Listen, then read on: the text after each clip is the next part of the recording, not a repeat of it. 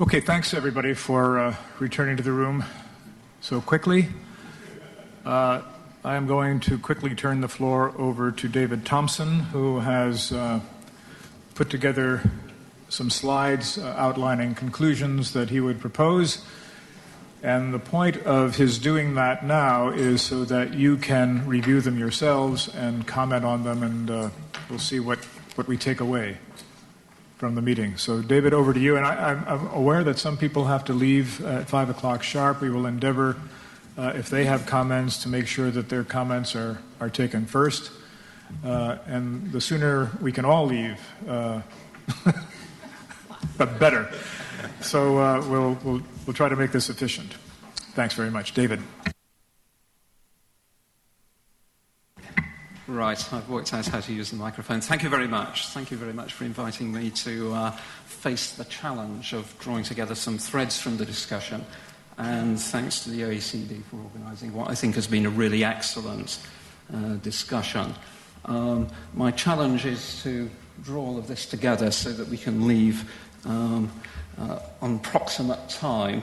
So there's a balance here between going too quickly and trying your patience too much late in what has been really rather a demanding day. Okay, you've really made my task very easy in one sense, because we've had, an enormously fruitful discussion. There's just been such a wide range of issues and so many illuminating insights from many different perspectives. That, so to speak, is the good news. In another sense, that makes it very difficult, because there's the challenge of what to leave in and what to leave out. Let me explain what I'm proposing to do. What I'm going to do is to identify a set of key issues. I've got 9 in total, and I'm going to identify some emerging conclusions on those issues. I'm going to spend about 10 minutes, I think I've got, running through that. Don't hold me to that. And then I'd welcome your comments and suggestions.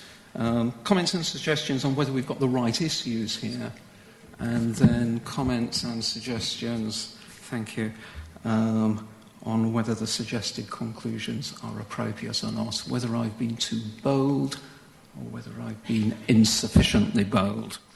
Okie dokie. With that by way of introduction, let's not detain ourselves on the overarching aim, which I think there was a little bit of discussion of. This is drawn from the papers which came around. I've divided the groups of issues into 2 parts. A group of issues to do with airports market power, where I've identified 4 issues. Issues around identifying where market power is important. We've had some discussion backwards and forwards on that. Issues around whether the game is worth it, whether the game is worth the candle, how important are the costs of market power. Then, so what do we do about it? If we think there's a problem here, what sort of steps can we take to reduce market power? And if we're not able to do that, well, how do we deal with the consequences? So a set of issues there relating to airports market power. And then a second set of issues related to investment in capacity, a group of issues around figuring what sort of capacity levels we need, what the economic benefit associated with that is, whether, again, this is a game which is important for us to play, a group of issues around making the best use of the capacity we've got. I think we've all identified both the financial costs associated with capacity expansion, but the range of other prospective barriers in getting the levels of capacity right. So how do we go about making the best use of the capacity we've got? How do we get the right investment incentives for new capacity? And how and in what way do we factor in aviation's impact upon the environment in doing that? Okay, so that's the plan. That's the 9 set of issues. Let me track through those. Let me identify some emerging conclusions on each. And at the end of that, I'd welcome your comments and suggestions on whether we've got the right issues, whether there are things we should knock out of that, whether there are things we should add. And I'd welcome your comments and suggestions on the emerging conclusions which are suggested. Okie dokie. The first group of issues have to do with market power. Identifying where market power is important and where it might not be. There was quite a lot of discussion backwards and forwards on the importance of market power, whether this was a real problem in relation to many airports. I think the overall conclusion from the research evidence and from experience is that market power isn't an issue in relation to many airports, but prospectively it's an issue in relation to some. That obviously means it's important to diagnose the problem, to look before we regulate. And we've got a reasonably good understanding, I think, of the sorts of factors which are going to determine whether market power is important or not. So we've got a reasonably good basis for figuring out where we think we need to intervene and where not. And some of those are indicated on the slide there. Okay, so what are the costs associated with market power? Hans Martin took us through some of the evidence on all of this this morning, and there was an active and lively discussion, I think it's fair to say, around the interpretation of that evidence. I think the conclusion I draw from that is that in a world which is changing quite rapidly, and a world in which the nature of aviation markets are developing in ways which are sometimes easy to predict and sometimes not, there's probably a lot we can gain by learning from experience in different settings, by looking to apply best practice, both from our own experience and from what the researchers can teach us. So I think there's something worth playing for here. Given that regulation, as I think a number of people have identified, can be a costly business and a business which can certainly place constraints on the ways in which the aviation market operates. There's a lot to be said for thinking about whether we can take steps to reduce market power before we think of regulating. And that's sort of an experience which flows from a range of utility sectors or former utility sectors. Regulation is costly. Sometimes it's necessary, and you've got to balance the benefits and costs. But if you can take steps to increase the degree of competition, then that's going to make your regulatory tests more straightforward, and it's going to help reduce the costs of regulation. Important things that prospectively one can do in relation to that, obviously horizontal ties between airports are, and there's a good example in London where we have at the moment the joint ownership of the 3 major London airports. That's a pretty effective way of constraining competition in the airport market in London. Looking at horizontal ties, I think also looking at vertical ties between airports and airlines, but as we've identified, there are lots of prospective benefits associated with those ties, and we should look on a case-by-case basis to determine the balance of benefit and costs there. I think looking at the market for slots, looking at our slide, we've missed a bullet point there, I think, and providing access to slots through either a primary or secondary market, I think is the other really important precondition for getting a greater degree of competition between airports. And then there are a range of other things, looking at other public policy interventions like what we do in relation to surface access, for example. So a set of conclusions around trying to make the best job that we can out of the competition we can create in the airport market to minimise the task which regulation faces. That's not going to be successful in all circumstances. There are going to be circumstances where there's going to be residual market power, where there isn't going to be a lot of option but to think of some form of regulation. In relation to conclusions on what we should then do, I think there was a message emerging in different ways around the table about the importance of proportionality looking at the balance between the benefits and costs of regulatory interventions, and making the intervention proportional to the prospective economic cost which might be at stake.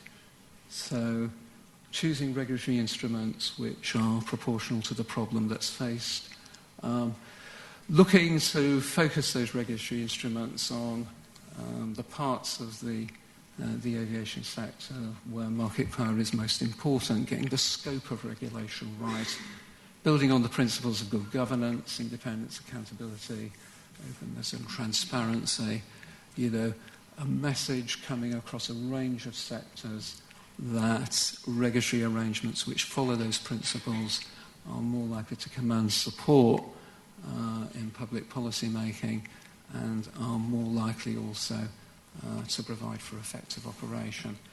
And finally, building on the emerging evidence on effective regulatory instruments. Some emerging evidence to suggest that price caps will often be more effective, I think, than cost plus regulation. I will test that as an emerging conclusion out, because I know there was some discussion about that this morning. Quality also important, as well as price, and looking at effective instruments to incentivize investment, I think the most difficult part of the regulatory game. So 4 groups of issues around market power. Let's turn to the group of issues around investment in capacity. David, I think you get a little closer to the mic because you're fading away. It's a little hard. Sorry.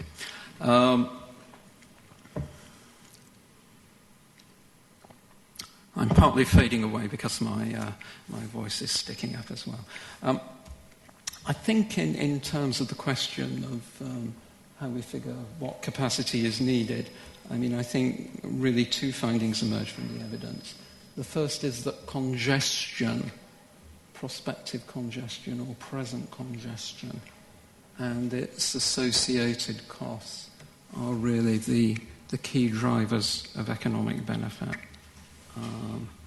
And second, I think we've got reasonably well-developed analytical tools now in terms of cost-benefit analysis, in terms of the associated financial analysis, which will help us to understand those economic costs of congestion and help us to understand the prospective benefits of investment in capacity.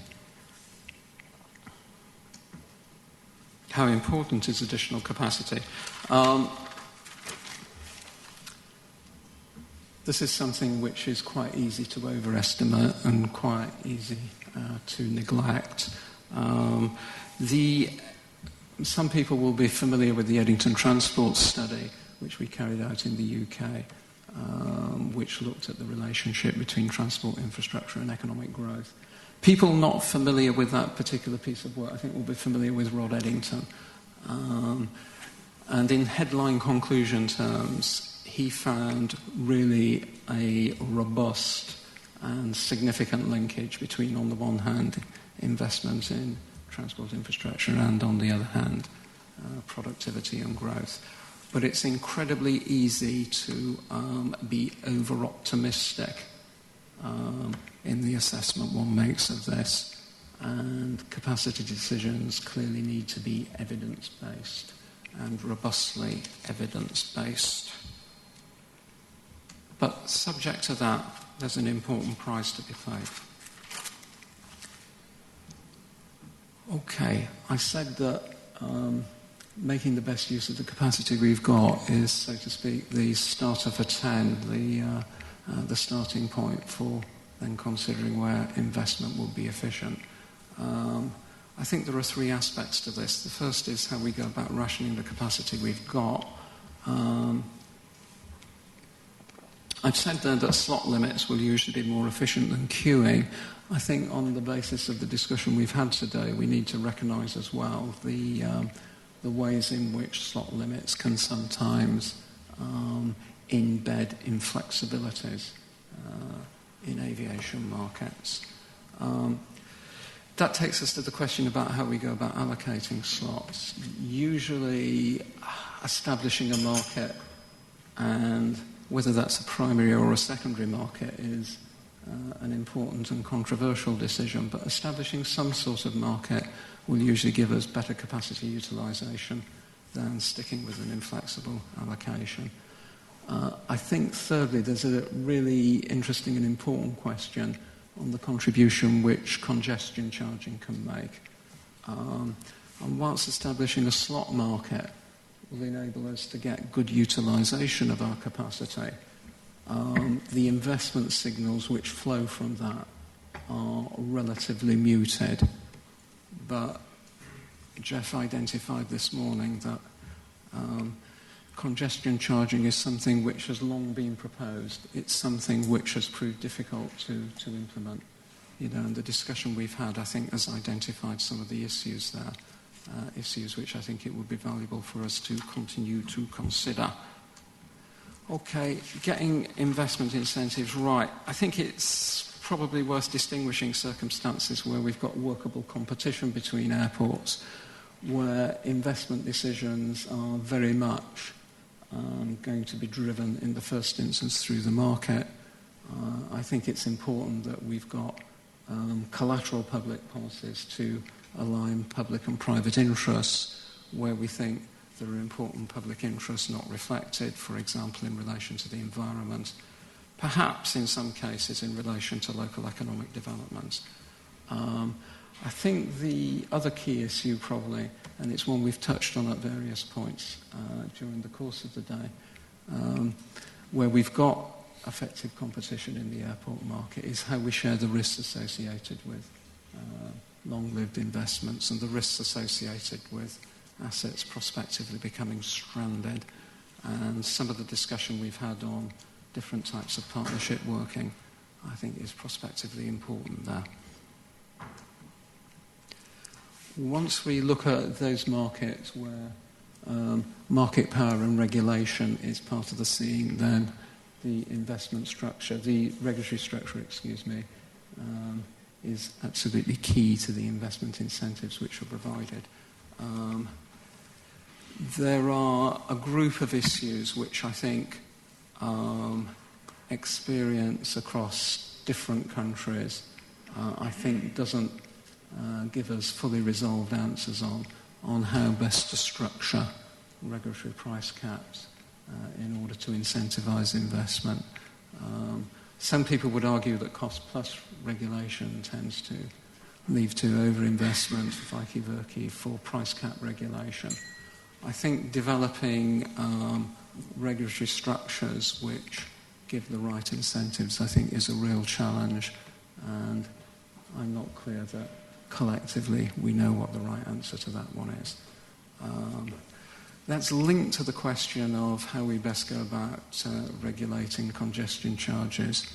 And I think a point that's been made about the ways in which prospectively charges could vary across the development cycle to ration capacity before investment and to provide pre-funding.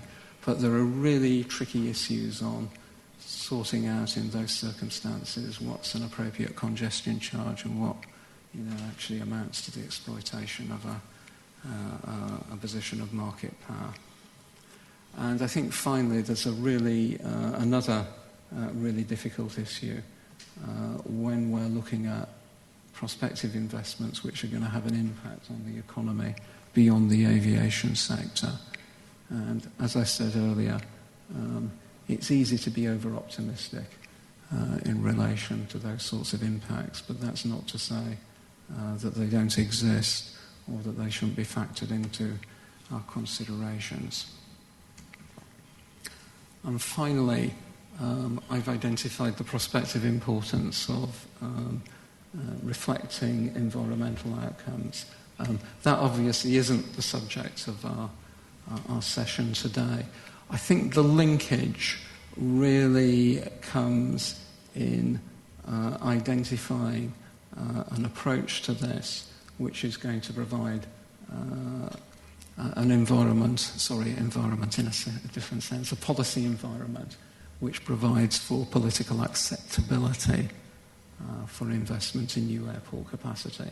And that's certainly seen from the UK is an increasingly important issue. Okay, so I've identified 9 issues there.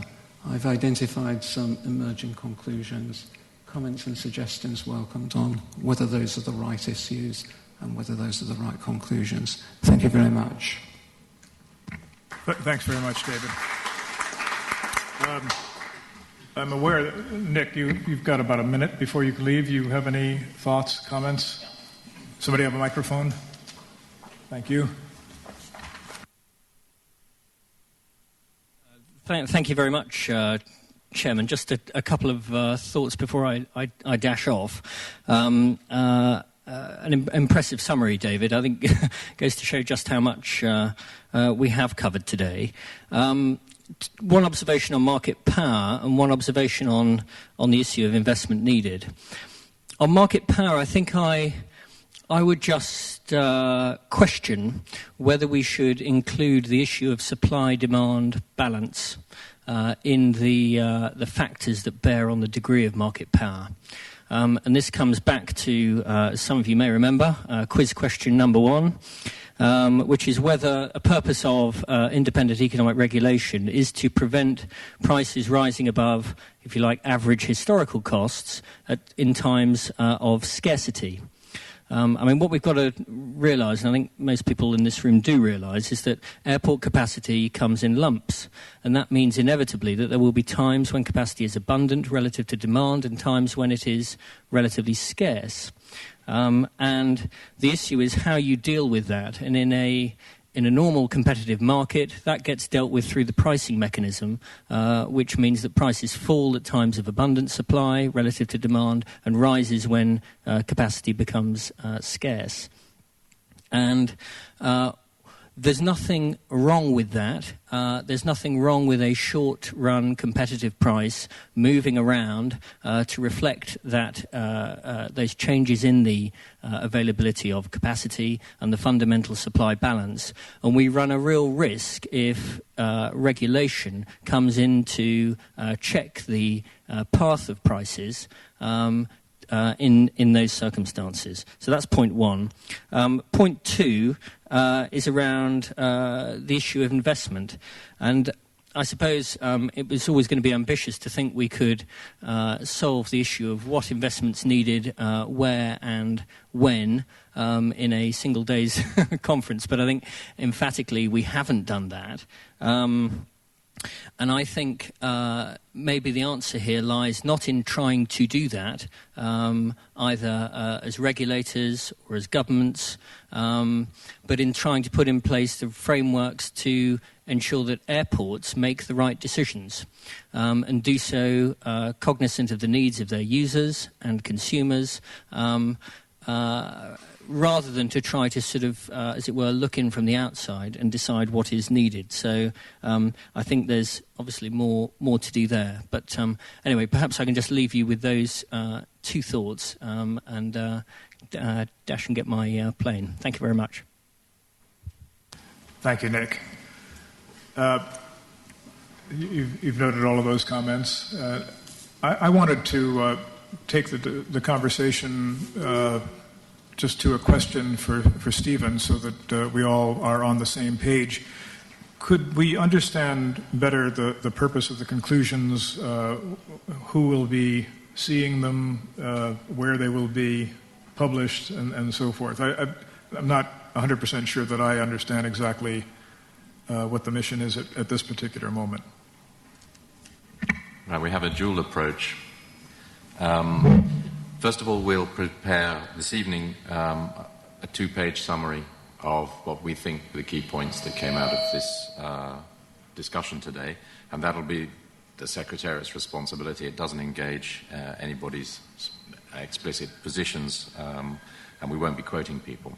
And we'll make those conclusions available to all the participants in the forum on Thursday morning. And then, over a longer period, David will be writing up a rather longer summary of the discussions today, and we will circulate it to all of you so that you get a chance to comment on it. And that document will eventually be posted on the web But again, it's under the responsibility of David and the Secretariat, and it doesn't seek to engage people in any negotiated position. So, in effect, we're looking at the outline of that document. David is simply seeking comments on the content of that document. Well, if I might just offer one thought right off the top. It seems to me that simply to outline a variety of issues that we discussed will not be a major contribution unless we say something pretty important about why we had this conversation. The overarching issue being the importance of adequate airport infrastructure to a successful air transport system in the interest of driving the global economy. That's what this is all about. Nothing less important than that. And I'm speaking with some measure of frustration after an overlong career in public service in which I kept thinking that the world would eventually figure out how important transport was to economic growth, but never saw any evidence of it. At this point, I think if there is a silver lining on the economic cloud that's hovering above all of us, it is that at long last people might begin to understand why we pay so much attention to transport policy, what air transport actually represents to the prosperity of this planet of ours. And it seems to me that if we haven't made that point somewhere in this paper, we have missed this opportunity in a big way. So I would hope in big letters right at the top of this that governing assumption, which I think all of us have implicit in our minds as we have this conversation, is made explicit for the benefit of the consumers of this document. And then I'm curious, I think David's done a nice job of cataloging the issues we discussed, but he's cataloged them as issues. They are the things we came here to discuss. We knew the issues would be discussed. What I'm not clear about is to what extent we are going to achieve any conclusions, whether it's appropriate to achieve conclusions. I think we didn't have a lot of time at the end of the day to really reach conclusions about the most important issues. We heard a variety of approaches to different regulatory things. So I'm again, a little unclear as to what the ultimate intention is, how much finality will be in this paper at the end of the day, or will it be a catalog of the important issues for policymakers to look at going forward?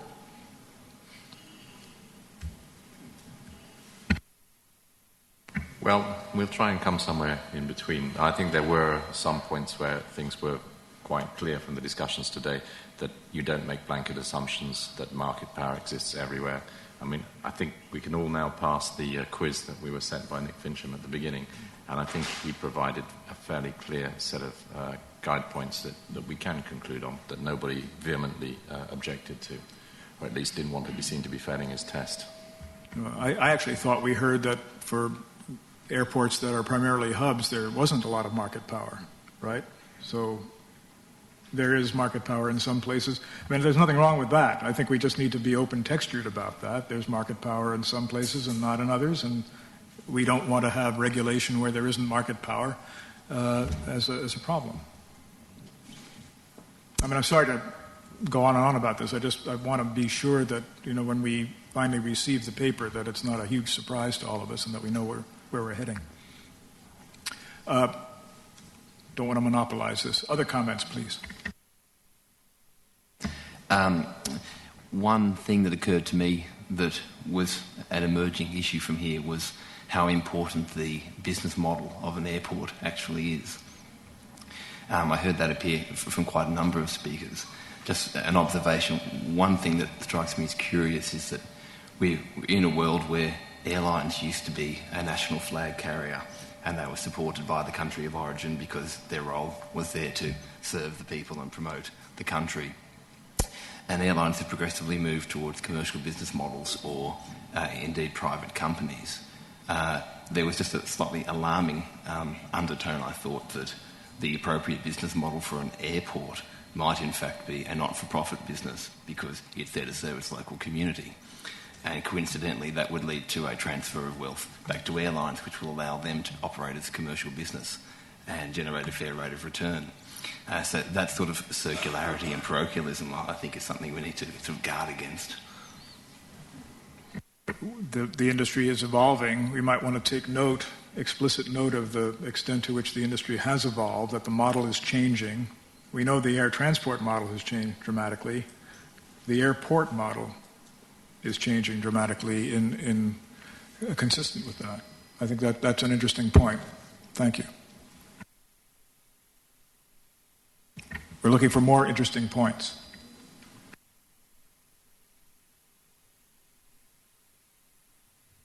Well, I likewise agree. David did a very nice job summarizing. I'm going to maybe just go back to basics with just a couple of observations. One of them really is, in the end, I mean, if we're going to meet the future demand, we have to grow the system. And we have to grow the system where the market wants to go. And frankly, I think government does a very poor job of leading the market. What we have to do is attune ourselves to listen very carefully to where the market wants to go and find ways to accommodate that. I would also offer the observation that if, especially as we look at the future in some of the places where we have really intractable constraints, we are going to have to replatform the way we are solving those problems. And Jeff, you touched on it, and we really haven't talked a lot about the movement to the next generation aviation system that we really need to go to if we're going to solve some of these problems. I mean, I think we have to do that. We're going from a ground-based system to a satellite-based system. It can't just be the airline airport, viewpoint. It's really going to take the whole industry coming together with a concerted effort to make an integrated investment to move that forward. And so I would just offer, as we are migrating toward that new platform, likewise, we're going to have to look at our economic structures and get away from our legacy ways of thinking about finance, because they are just as stovepiped, frankly, as some of our ways of interacting.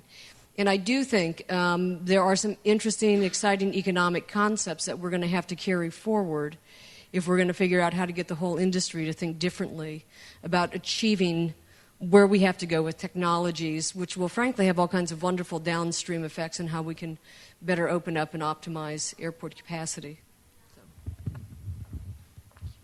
Thanks, Kate. Yes, Professor.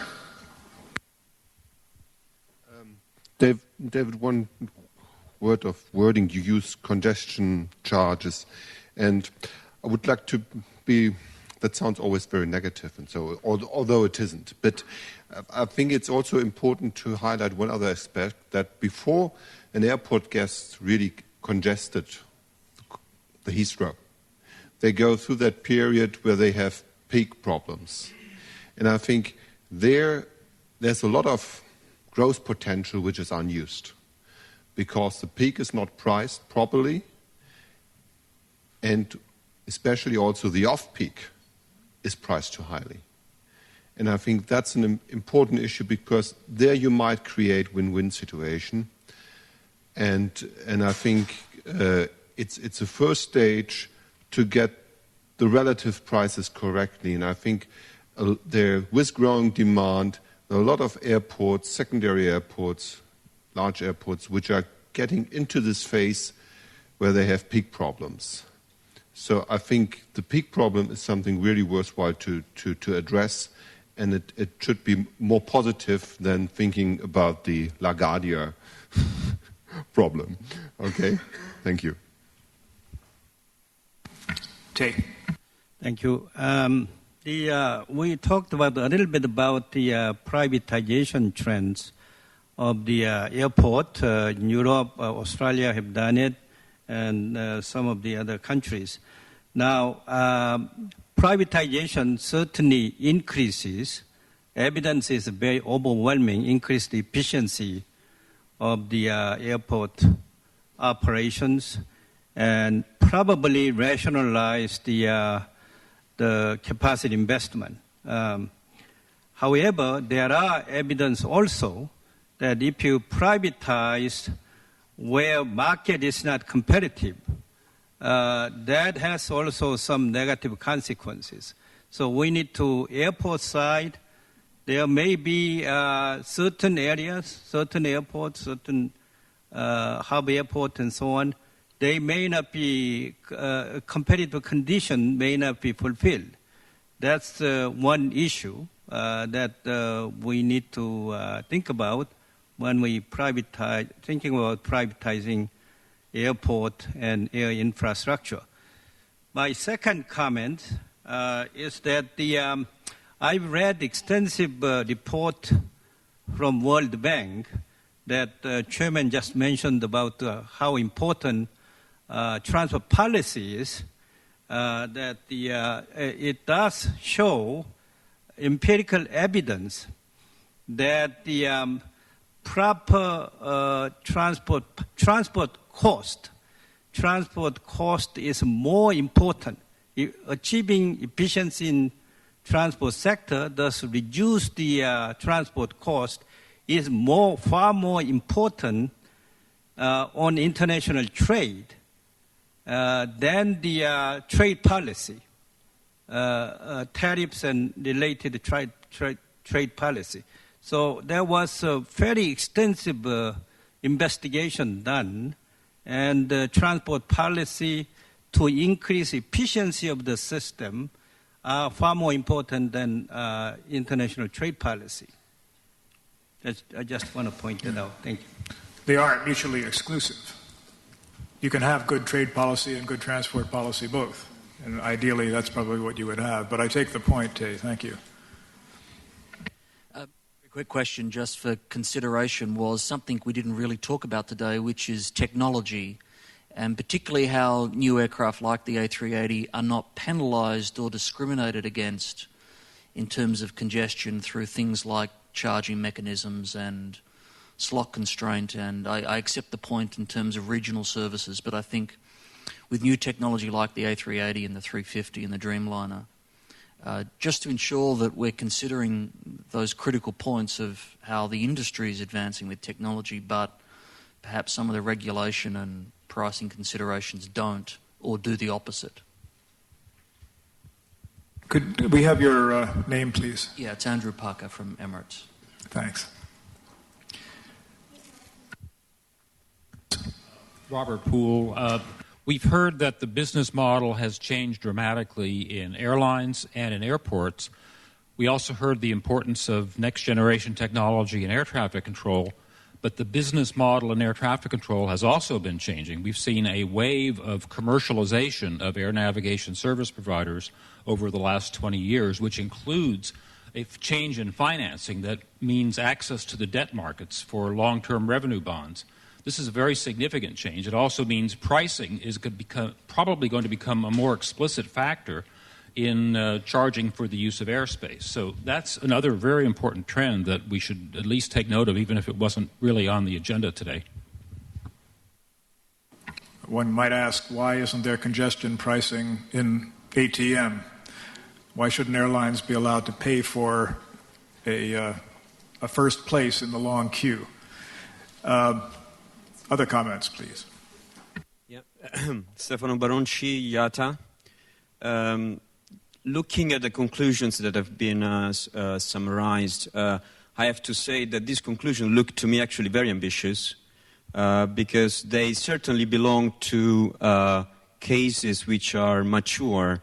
They make me think very much to the UK case, congestion charges, primary and secondary trading for a slot allocation, for example. I share most of the comments made, as, for example, the last one, that the reconciliation between the correct and proper utilization of capacity in the sky and on the ground is needed. So I think that that conclusion should be reflected in your exercise.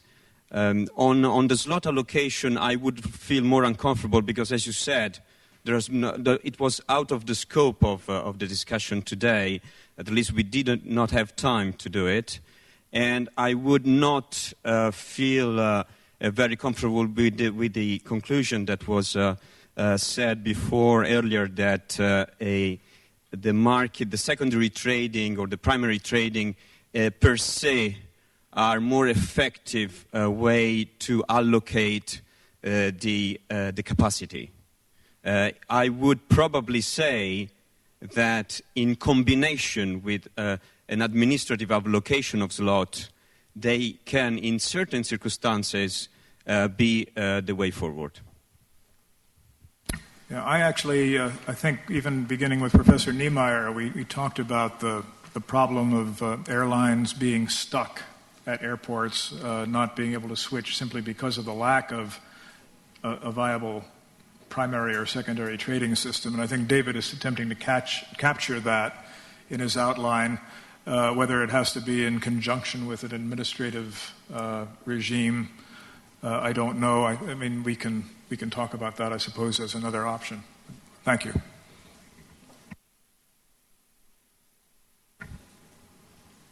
I see another hand. Thank you. Has there been some work done as to why an airport cannot help another airport being decongested? I don't quite understand why, for example, in the UK, the southeast airport of London, some of them are empty half of the day, and some, especially one, is completely congested. This is true in the UK, this is also true in Italy, or I don't know, quite a few countries in Europe, I would assume. So I don't know why there is such a market segmentation. I still don't understand why. I don't know if some work has been done.